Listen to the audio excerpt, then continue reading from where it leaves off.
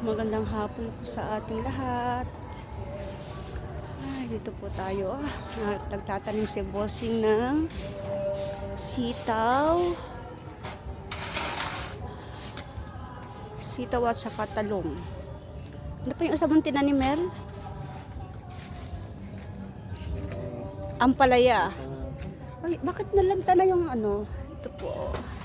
Ang bunga ng aming pipino. Ang dami na naman. Ayan na naman po sila. Malalaki na. Ito po. Oh, yan. Ito po. Ayan. Kaya kahit nasa taas lang po tayo sa fourth floor, basta masipag magtanim, may aanihin. Ayan pa po ang bunga ng aming pipino. Pampalo blood. Para sa mga high blood. Ito pa po ang bunga. Ayan pa po. Meron pa po sa kabila. Ayan. Kaya masipag lang po magtanim. Ayan. Kaya lang sinira ni Bossing ang aking halaman. Pinutol. Ito po si Bossing. Nagwawalis. Ayan po yung aming mga tanim dito sa fourth floor. Ayan. May uron din po akong ubas. Grapes. Ito po yung ubas namin. Ayan. Sana mabuhay siya. Ayan. Ayan po. Sana mabuhay.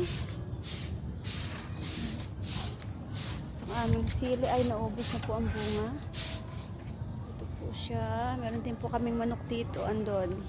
Nagbawas lang po kami ng manok kasi nangangamoy dito sa taas. Ayan po. Ang dami pong pipino. Ang dami pong bunga.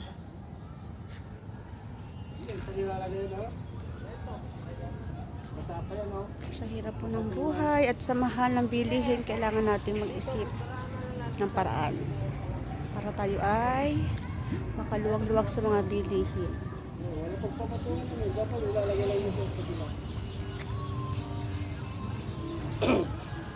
Dapat kanina pa tapos yan kung ano. Kaya lang uulan sana kanina eh.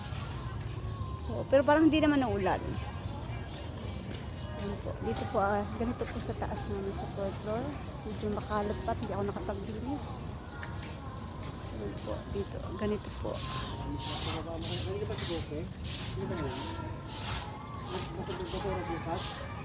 Walang basura.